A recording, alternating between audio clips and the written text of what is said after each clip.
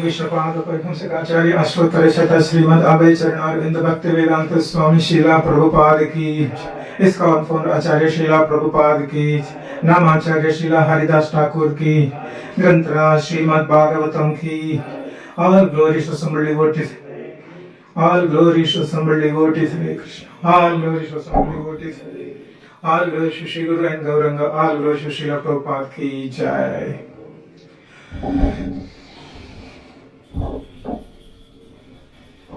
Hare Krishna. So welcome to the morning Bhagavatam class. Today we are reciting the verse from Canto 3, chapter 32, the chapter name Entangled in Fruitive Activities, and the text number 10. Please repeat with me. Om Namo Bhagavate Vasudevaya. Om Namo Bhagavate Vasudevaya. Om Namo Bhagavate Vasudevaya. Text 10. Evam paritya bhagavantam anupravishta.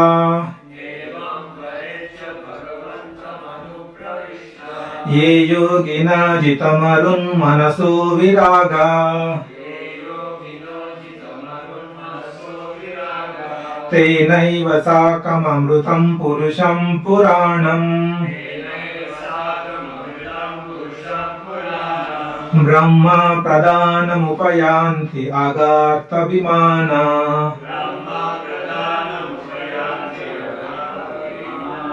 Evam paretya bhagavantam anupravishta.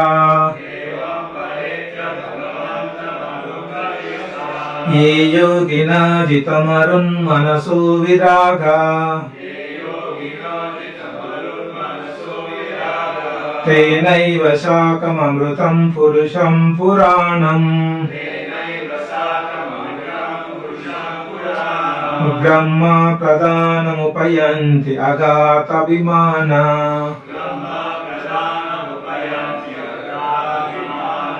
Evam paretya bhagavantam anupravishta.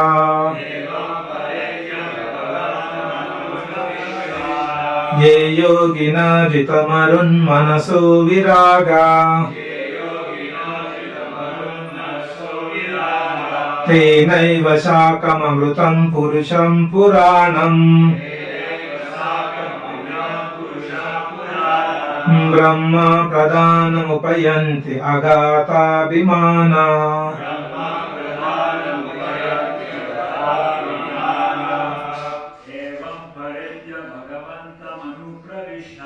Evam paretya bhagavantam anupravishta. Ye yogina jitamarun manaso viraga. Tenaiva sakam amrutam purusham puranam. Brahma pradhanam upayanti agata vimana.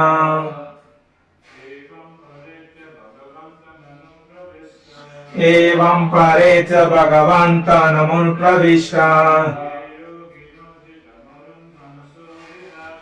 Ye yogina jitamarun manaso viraga.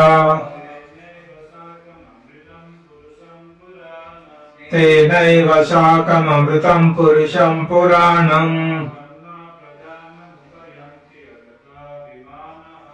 Brahma pradhanam upayanti agata vimana.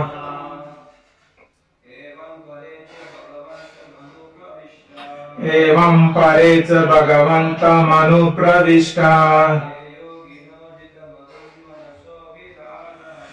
Ye yogina jitamarun manaso viraga.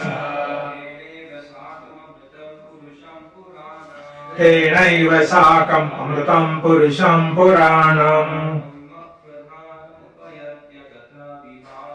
Brahma pradhanam upayanti agata vimana. Anyone would like to recite? Okay. Word to word meaning. Evam, thus, paritya, having gone to long distance, Bhagavantam, Lord Brahma, Anupravishta, entered, ye, those who, Yogina, yogis, Jita, controlled, Marut, the breathing, Manasa, the mind, Viraga, detached, Tena, with Lord Brahma, Eva, indeed, Shakam, together, Amrutam, the embodiment of bliss, Purusham, onto the personality of Godhead, Puranam, the oldest, Brahma Pradhanam, the supreme Brahman, Upayanti, they go, Agata, not gone, Abhimana, whose false ego. Translation and purport by His Divine Grace Sri Bhaktivedanta Swami Srila Prabhupada ki Jai. Translation, please repeat with me. The yogis who becomes detached from the material world by practice of breathing exercise and control of the mind reach the planet of Brahma, which is far, far away. After giving up their bodies, they enter into the body of Lord Brahma. And therefore, when Brahma is liberated and goes to the Supreme Personality of Godhead, who is Supreme Brahman, such yogis can also enter into the kingdom of God. Purport. By perfecting their yogic practice, yogis can reach the highest planet, Brahmaloka or Satyaloka.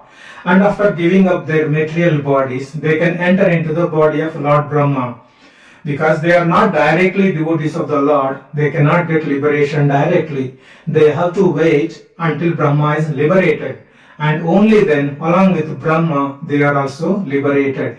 It is clear that as long as living entity is worshipper of particular demigod, his consciousness is absorbed in thoughts of that demigod, and therefore he cannot get direct liberation or entrance into the kingdom of God, nor can he merge into the impersonal effulgence of Supreme Personality of Godhead. Such yogis or demigod worshippers are subject to the chance of taking birth again when there is again creation. Let's do Mangalacharan. Om Ajnanatimirandasya Jnananjana Shalakaya Chakshurunmilitam Yena Tasmai Shri Gurave Namaha Shri Chaitanya Manobishtam Stapitam Yena Bhutale Swayam Rupa Kada Mahyam Dadati Swasvarantikam Vendeham Sri Guru Sri Yuta Padakamalam Sri Gurum Vaishnavamsya Sri Rupam Sagrajatam Sahagana Raghunathanvitam Tam Sajivam Sadvaitam Savadutam Parijana Sahitam Krishna Chaitanya Devam Sri Radha Krishna Padam Sahagana Lalita Sri Vishakanvitam Sha E Krishna Karuna Sindhu Dina Bandhu Jagatpate Gopesha Gopika Kanta Radha Kanta Namosute Tapta Kanchana Gaurangi Radhe Vrindavaneshwari Shabanu Sute Devi Pranamami Hari Priye Vancha Kalpa Tarubhyascha Krupa Sindhubhya Evacha Patitanam Pavanebhyo Vaishnavebhyo Namo Namaha Jai Shri Krishna Chaitanya Prabhu Nityananda Shri Advaita Gadadhara Shivasari Gaura Bhakta Vrinda Hare Krishna Krishna Krishna Hare Hare Hare Rama Rama Rama Hare Hare Hare Krishna Krishna Krishna Hare Hare Hare Rama Rama Rama Hare Krishna Krishna Krishna Hare Hare Hare Rama Rama Rama Hare Krishna. Welcome to today's class. So the verse number 10 is, if you read the translation, it's like a very technical some kind of, because regularly we know the liberation means what, we have the understanding, but this is giving some different perspective, the dimension to the liberation. So before this is more of technical little bit, so what I wanted to do, I want to first bring the context of this verse by revising the previously what Kapila Muni was speaking, then we'll go in detail into the topic. So Kapila Muni started speaking to Devahuti, particularly in this chapter. Their chapter is entanglement in fruitive activities. It's like karma bandhan, how the living entities are trapped in this material world by when they perform various activities, how they are trapped into material entanglement. The entanglement means like you reach the state where it is not easy to come out of that state. Right? So the Kapila Muni started in this beginning for starting verses. He was mainly categorized into two sections, Grihastha and Gruhamedi. The Grihastha is a straightforward path. There is no confusion in that. Grihasthas, they perform devotion and they will get the liberation. And the other part is the Gruhamedis. That is where they have the tendency to enjoy this material world. So in the Grihastha stage, you have the Krishna's devotion is the center. But in the Gruhamedi state, we don't have the Krishna in the center, and they will be performing all the devotion and the material activities. So in this case of Gruhamedis, so it's a very broader term. Like other than devotees family, rest all we can say Gruhamedi. It will have atheist, it will have impersonalist, and some people have God consciousness, but the God consciousness is only to the material, the demigods level. Like, so they have a material enjoyment, tendency to enjoy the material world. To fulfill their material enjoyment, they will be praying demigods. The demigods. So there will various demigods are there, and they will be performing the various ritualistic activities as per the scriptures, and they try to fulfill their material demands. This is the Gruhamedis generally they do. So, but the later in the subsequent verses, Kapila Muni started explaining how can we bring this Gruhamedis into devotional path. There are few verses it was mentioned.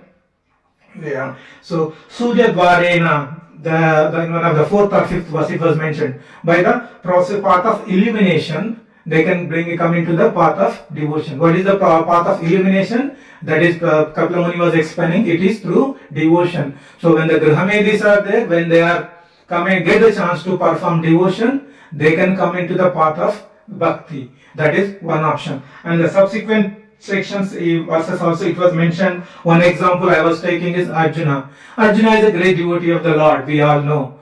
But momentarily he got bewildered in the battlefield of Kurukshetra. When he was ready to fight, Krishna and Arjuna entered into the battlefield, and suddenly before they start fighting, Arjuna saw the Bhishma, Drona, and then he was started bewildering. He was showing so he started giving various arguments and saying that I will not be fighting. But then Krishna spoke Bhagavad Gita. With that, when Krishna spoke Bhagavad Gita, what happened? Then Arjuna started again. He convinced. He got convinced, and he was ready to fight. Arjuna is a Kshatriya. His prescribed duty is to protect the people and doing the war. So any Kshatriya, it is not advisable to come out of run away from the battlefield. So finally Arjuna started fighting the war, but with what consciousness? It's just for the pleasure of Krishna. He is not bothered what is the ultimate result. So that is a change in consciousness. Such kind of consciousness, when the materialistic people, when their consciousness is changed by the mercy of Guru or the devotees, some or other way, they will be, when their consciousness is changed, then they will also have the chance to come into the path of devotion. This is what the Kapila Muni was explaining in the previous verses.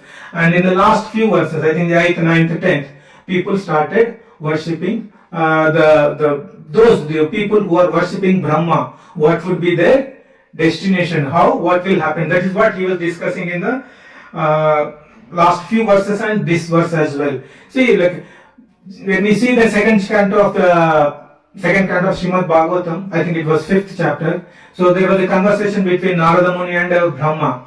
And Narada Muni was glorifying Brahma, saying that you are the controller and you are the creator of this. Then Narada Muni was glorifying Brahma, and Brahma was started saying that. But see, I am not the supreme controller. Beyond me, the supreme Lord Vishnu is there. He is the primary creator, and then the Brahma is the second. He started explaining Supreme Lord's mercy, the hand in the creation of this material world. So this is so in general in our material world as well, many people think that Brahma is the creator. He is the supreme. He is the controller of this material world. They will be many people will be worshipping Brahma. So even if you see one of the famous temple in Rajasthan is there Pushkar. There is the Lord Brahma temple is there. There are many other temples, but that is the most famous temple in India where the Lord Brahma will be worshipped in the temple. So there are many scenarios where people are still worshipping Brahma. So it is the lack of knowledge because they are the demigod worshippers. So Brahma is also they consider as one of the demigod because he is creating the world. So with that mindset, they say he is the full controller. That is a lack of knowledge. So they don't know the difference between the Supreme Lord and the Brahma and other demigods. Because of that reason, they are in the ignorant state. They will be worshipping Brahma to get their material needs fulfilled. So if you see the today's verse in the translation, it is the yogis who became detached from the material world by practice of breathing exercise and control of the mind reached the planet of Brahma, which is far, far away. After giving up their bodies, they enter into the body of Lord Brahma, and therefore when Brahma is liberated, goes to the Supreme Personality of Godhead. So this is what.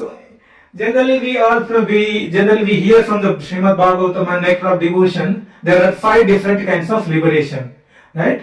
Sayujya Mukti, where you merge into the Brahma. Generally, yogis and jnanis get this kind of liberation, where you merge in the Brahma. Then Samipya, where you will be closely associating with her, and Samipya Sarupya, you will have the same form like a Lord, and Sarishti, you will have the same opulence like a Lord, and then Salokya, same planet, right? These are the various liberations we all know from our scriptures and various acharyas explanation. But here, this one is little bit different from all the regular the liberations which we know. So before I'm trying to understand the current purport, let's try to, for the sake of broader audience, we can think of briefly revise some of the basic fundamentals of the liberation. What is the liberation? Liberation is it for body or soul? Sorry? Soul, yes. It's a body, it's not for the body. That's what I wanted to clarify. It is the soul is actually entrapped in this body. Right? The actual purpose of the liberation is to bring the soul out of this material body and go back to the Godhead. That is the main. So the basic purpose of the liberation is, and in relation to entangle this chapter, how can we understand liberation? Liberation is nothing but coming out of this entanglement, coming out of this repeated birth and death. That is the basic purpose of liberation. So then after liberation, where we go? So the devotees, most of everybody knows, but general people understand where do we go? So the liberation is for the soul, the first basic principle. And when the soul is liberated, where it goes? To the Supreme, the Vaikuntha or the Goloka, right? That is a normal understanding. So initially the soul was there with Supreme Lord. We have a tendency to enjoy this material world, and then we came down to this material world. Now our Krishna arranged so many things so that the devotee living entity will get the opportunity to realize that this is not his permanent place, and then he will, once we get the perform devotional service, we go back, the soul will be going back to the spiritual world. That is one thing. Then next one, who gives the liberation? This is the most important thing to understand. The first one is most of the people know what is the liberation, where we go after liberation. But who gives the liberation? This is one of the important thing. This is where most of the deviations can happen. People who are worshipping demigod, thinking that they, like we see Hiranyakashipu.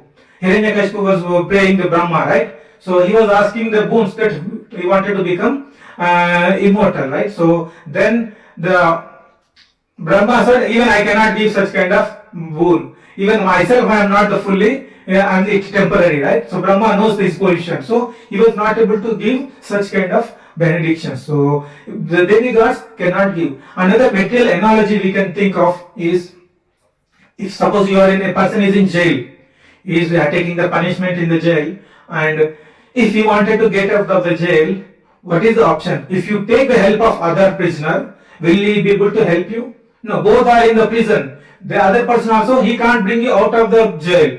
There is no way. What you have to do? You have to go person who is not in the jail.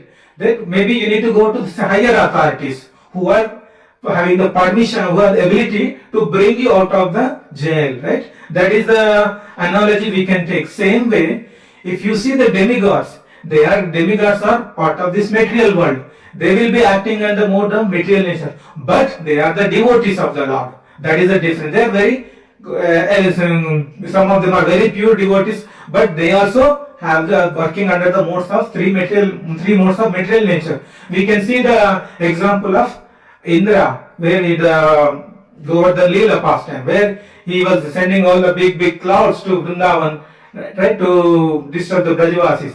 The same way we can see in the Brahma Vimohan Leela, Brahma for momentarily he got bewildered. He thought, okay, this boy cannot be Supreme Lord, and then he did the Brahma Vimohan Leela. So what I am trying to say is, demigods also in the material world, they will be under the modes of material nature. They cannot give you, because they are not eternal. They are also temporary, right? They cannot give the liberation. So only way is, in the subsequent discussion with Krishna or the Vishnu is the only who can give the liberation. That's why called Supreme Lord Mukunda, who can give the liberation. So there are a couple of stories I would like to highlight in relation to understand this. So in our material world, people maybe not exactly Grahamedis, but Gruhasthas or normal people also, they tend to do more charity, thinking that they will get more Sukruti, some thing, right? They do many charities, donations, everything, but they're not fully God consciousness. They will be doing various donations and everything, but they assuming that they will be liberated, right? But that is not all punya and papa. They cannot bring you out of the material world. They cannot give you liberation. Demigods cannot give you liberation. Only Krishna can give you liberation. Only devotional activities can give you liberation. That is one of the important. So in relation to this, I would like to narrate two stories to understand that this liberation is only possible through devotional activities, and it's only through Krishna or the Vishnu. So one pastime is specific to this guy. One person is there, Hanuman Poddar. He is the Gita Press, one of the senior editors in the Gita Press. He was a great devotee. He is a very senior devotee. He was a devotee and elevated devotee. He chants daily at almost 40 rounds. That's what I heard in one of the lectures. And he was very, Prabhupada also, he helped Prabhupada also. In the initial, he gave some donation for Srimad Bhagavatam printing. And so, overall what I'm saying, he's a very senior elevated devotee, and he does 40 rounds chanting every day. One day, he lives in Mumbai. He used to live in Mumbai. So one day he was doing the chanting, and one person came to him. And that person was looking at this Hanuman Poddar. So then this person, the Hanuman Poddar, the devotee was asking the other person who is looking at him. So why are you standing here? What are you doing here? Why are you looking at me? Then the person told the other person, so if I tell you the fact, don't be scared.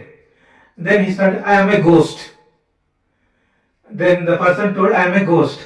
So because he said, and he's a Parsi, from the religion, they follow Parsi religion, and the family, he left his body some time back, and their family members did not perform any, the final day they did not perform properly. So because of that, he became a ghost.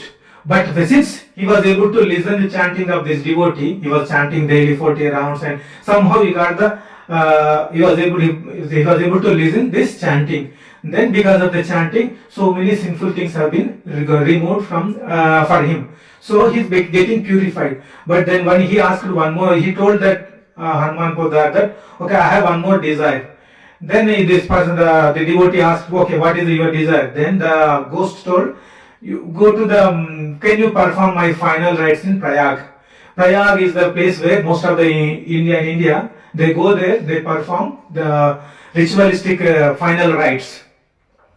They perform the final rites so that their forefathers, ancestors can be liberated. So this the ghost asked the devotee to send someone to perform this ritualistic act, final rites, so that he can be liberated. Then the Hanuman Poddar sent this person to someone, he sent to the Prayag, and and they performed all the ritualistic ceremony rituals, and finally, then after some time again this person came and he was telling this Hanuman Poddar that, okay, now I am moving on to the next level. So because you performed chanting, because of your chanting, because of your the help in performing final rites, the soul is able to move on to the next level. So this is one significant information we can understand from this pastime, that only the devotional act service can give you the liberation. Any materialistic things, any number of other normal activities, ritualistic activities, it will not give you any liberation. Only Krishna, the Vishnu, or the devotional activities can give you liberation. And another story I would like to narrate in relation to this is, this is specific to not from the Vaishnava tradition story, but it is from the Punjabi saints. And I heard in one of the lectures, so it's the Punjabi religion, Sikh religion story. So there are many saints in Sikh religion, and they are conducting some satsang, and they are traveling all over the places in India, Punjab, and one lady was attending the satsang. Wherever the satsang is happening, even if it is some far distance, 300-400 kilometers away, that lady is coming and attending the satsang. And then the saints, those who are organizing the satsang, one day they asked the lady, Mataji, why you are coming all the way, wherever we are conducting the satsang, you are coming to you are attending. Is there any issue with your family members? Is your family not with your family, happy with your family? Is that the reason you are coming to all satsangs? Then that Mataji started telling this. These are the true incidents. So that Mataji started telling the story. Actually, the story, she started story. In a few days back, few months or years back, I died. And then when I died, the Yamadutas came. They came, but before the dying, she used to do so many charities. So she used to perform so many, from the day to night, she used to donate so much money, she used to feed people, she used to do so many such charitable activities. And but that family members, one day, they asked her to attend some satsang. She stayed there for some time, and then she was feeling bored, not able to understand she's not able to follow. Then she left the satsang. But she is continuing her donation and charity. So it's not not in the devotional consciousness, but in the normal materialistic platform, she is doing all the charitable donation activities. So assuming that it will be good for her. So I think in that same way, many people will do in our normal in India or anywhere. Many people will have such tendency. Though they are not devotees, they try to do donations, charity, everything for the benefit of humankind. So that Mataji, she used to do that way, and she was not attending any satsang. Now one day she left her body, and then Yamadutas came. The Yamadutas take her to Yamadutas taking her to the abode of Yamaraj.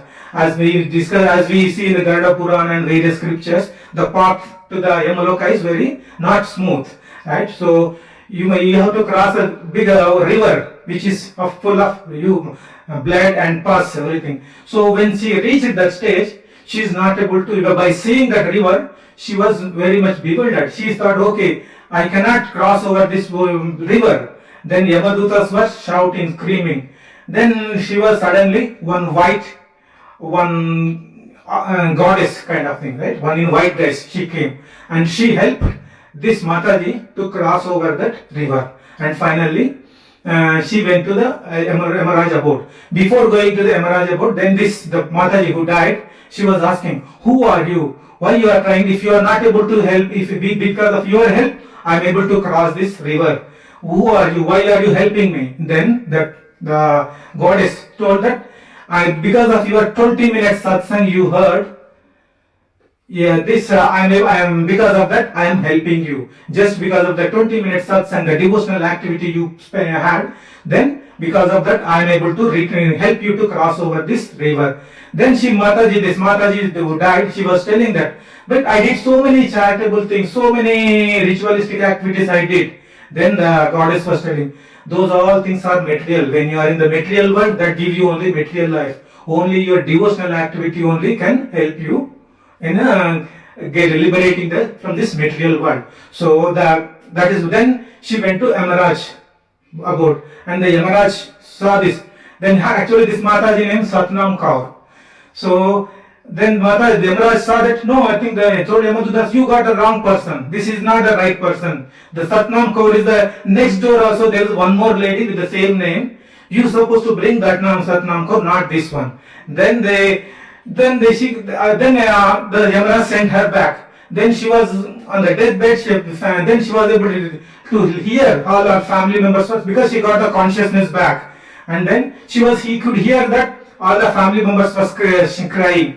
Then she got up from the bed, and at the same time, the next door, she started hearing crying from the other next door. Then she understood that the devotional activity, the satsang, is important. From there, every day, wherever satsang was happening, she used to attend. So what this story, that's what I heard. It is from other lectures. It is a true story. These two stories, like previous one, and these are the true stories happen. So, but it gives us the knowledge, understanding that the devotional service is important to get out of this material world. All your ritualistic activities, donations, charity, everything, unless you are not God consciousness, Krishna consciousness, it will not bring you out of this material world. Only the devotional activities, devotional services, on Krishna or Vishnu can give you the liberation. So these are the two important stories which we can understand from which gives us the idea, the liberation, the basic reason for the basic source of liberation. And even Lord Shiva also stated, Mukti Pradata Sarvesham Vishnu Eva Samsaya. There is no doubt that Vishnu is the only giver of the liberation. And in Bhagavad Gita, Krishna also tells, Devi Yesha Gunamayi Mamamaya Duritaya Mameva Prapajjante Mayam Yetam Tarantite. Right? Only when you surrender to Krishna, Krishna can give you the liberation. So no other means, we don't have any other option. All the material activities, ritualistic activities, that will not, it will give you some temporary benefit in the material world, but it will not bring you out of the material world. So what will happen after liberation? The basic things we are trying to revise, right? So like when we see what will happen after liberation, so we'll go back to Godhead, the spiritual world. That is one thing. But the underlying the principle is our consciousness is changing. Initially, when you are in the material world, our consciousness, we are identifying ourselves as a matter. I am this body. These are all my possessions. But when you are liberated, your consciousness is changing. You will know that you in previous you are identifying as a matter. Now you realize you are a spirit soul. So this is one thing, the outcome of the liberation. Now the important thing is how to get the liberation. Now we all discussed this from the past times. We know that the Krishna or Vishnu and the devotional activities can give us the liberation. And now another argument people can say, Krishna said many times that if you worship my devotees, he will be more happy than worshipping directly Krishna or Vishnu. Right? In that case, all the demigods are devotees of the Lord. So what is wrong if you worship demigods? Right? That argument can come. Because Krishna said, if you worship devotees, he will be more happy than directly worshipping. But most of the devotees, like if you Shiva, is a Vaishnavanam Yatar Shambhu, Hanuman is a great devotee of Lord Ram. Right? So then the argument can come. Some people may argue, right? What is wrong if I worship demigod? I will pray a demigod. So through demigod I will try to get liberation. So the one option is like, how we can understand this? It's like a material analogy. You know the president or the prime minister of country, and you know his ministers as well. If you need something, to whom you will go generally? You will go to the powerful person. The ministers are more powerful. The prime minister or president will have more powers than his subordinates, right? So directly you go. So same way, Krishna is there. You need to understand the relation between the demigod and Krishna. When you understand that better, then you can go to the Supreme Lord directly. As long as you don't have that understanding, you will not be able to go. You think that okay, either I can worship demigod or I can worship Krishna. It doesn't matter. So, but actual understanding you will get when you need to understand the difference between the demigod and the Supreme Lord. Then you will be able to worship you will take the correct decision to worship the Supreme Lord. And suppose by chance, by some reason, you need to worship demigod. What we can do, you can only pray that demigod that please provide bhakti to Supreme Lord. That way you can pray. But at any cost you should pray Krishna or the Vishnu for the liberation to get the bhakti. But if you have some reasons you have to pray the demigods, but you can pray demigods so they give bhakti to Krishna, the Supreme Lord. So these are all the things we can briefly understand about the liberation. Now coming back to today's translation and the purport. In the purport it was mentioned the yogis who become detached from the material world by practice of breathing exercise and control of the mind reach the planet of Brahma, which is far, far away. After giving the bodies, they enter into the body of Lord Brahma. Therefore, when Brahma is liberated, goes to the Supreme Personality of Godhead. So, it is different from our regular understanding. As I mentioned in the before, we know the 5 types of liberation. This is coming in a different way. So, we try to understand this. So, I was trying to discuss this. I spent time. I was discussing with Ghanshyam Prabhu on this yesterday to understand more technicality of this one. So, as what Ghanshyam Prabhu was explaining, that generally the 3 parts from this context we can understand there are 3 parts to 3 parts. So first part, you are a pure devotee, you perform devotion, you go back to Godhead. That is one option. The next one, you are devotee of Supreme Lord, but not direct. You are going through the demigod, Brahma. This is what I was explaining previously, right? Some people worship demigod. Even in India also there are many temples. Lord Brahma's temple is there in Pushkar and many other places. So some people worship Brahma. Through Brahma they were worshipping Supreme Lord. Then what is the destination of those kind of people? So when you are worshipping Brahma for the devotion of Krishna, when you leave the body you go to the Brahmaloka. And in Brahmaloka, since you are not directly performing devotion to Krishna, so you will be waiting in the Brahmaloka until this dissolution happens. So when the not partial, full annihilation happens. When full annihilation, Brahma also goes back to Godhead. If he is a devotee, again subject to. So if he is a devotee, he goes to back to Godhead. Then because this person who was a devotee of Brahma, after going to Brahmaloka, he will be measuring in the Brahma's body. And when Brahma full annihilation happens, he goes to the Goloka, the spiritual abode. Then that is the option. That is one path. The other path here, that is here also. It in the translation it is mentioned. And then last line in the purport it is mentioned. Such yogis or demigods, worshippers are subject to the chance of taking birth again when there is again a creation. So in the purport it was the last line is there. The yogis are the souls, they will come back again taking birth in the material world. This is how we can understand. So far we discussed 2 parts. One is a devotee path, second one is a devotee through Brahma. The third one is directly worshipping Brahma. You are not a devotee. You are not looking for bhakti or the devotion of Krishna or Vishnu. So in that case, what will happen? So you go to the Brahmaloka. When you leave body, you go to Brahma. You merge within the Brahma's body. But since you are not a devotee, when the annihilation happens, you go back to the Mahavishnu. You will be in the dormant state.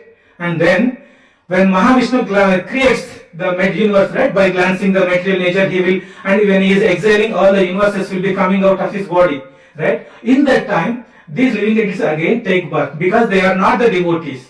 They are not. They are only they are meditated only worshipping Brahma. because only they are worshipping Brahma, they are not devotees, they are not going back to Godhead. All other Brahma, if he is a devotee, he will go back to Godhead. And the devotees who are devotees through Brahma, they also get liberated. But those who are not devotees, only who are worshipping Brahma, they will be going into through Brahma's body, they will go into the Mahavishnu. But when again creation happens, they will be coming back to the material world and in the same body. That's what Ghanshyam Prabhu was saying. Whatever body they have previously in the same form, they will be getting the back to the when they take birth in the material world. This is more of a technical. I think we take only up to information for knowledge purpose. I think we don't need to contemplate more on this kind of knowledge. It will create a confusion. All we need to take is do the devotional service to Krishna and get the benefit of it. So I will conclude here. Any comments? Any corrections? Yes, Prabhu. You define liberation as the soul going back to Brahma, and we're talking about different types of liberation, like samadhi. So then, in traditional Vaishnava system, we have dharma, Kama moksha. So that moksha is coming after kama, the sense gratification. And if you perform sense gratification, you can't go back to God. So, what form of liberation is that comes after kama? See, okay, Prabhu. I will based on my understanding that the Purusha, Dharma, Artha, Kama, Moksha, right? So when you do Dharma, you will get some wealth. So you Artha, then from that wealth you try to fulfill your desires, Kama, and when you fed up with what I understand, my understanding is when you do too much activities, sense gratification activities, you fed up, and once you reach a stage, you fed up with the sense enjoyment activities, then you will focus on bhakti, then you try to get a moksha. You perform all the devotional activities, then you will get the moksha. So it is a whatever. Okay, if you connect to the 5 types of liberation, particularly the 4 sections of liberation for the devotees, I think this will be a prerequisite for that path. That's what my understanding. So up to the kama, you do all the material, you perform as per your varnashrama, you are doing all the dharma activities, performing dharma, you get artha, and you are trying to fulfill your kama. So when you fed after doing so many years, you perform this, then you fed up with this kama, then you try to get up this world. Then if you are doing the devotion, that is a prerequisite. That is my understanding. Correct me, but that will be the prerequisite to get the liberations which we are talking with. That could be, yeah, that's my understanding, Prabhu. Any comments, Prabhuji? ग्रंथराज Shrimad Bhagavatam की जय, गौर भक्तवृंद की जय।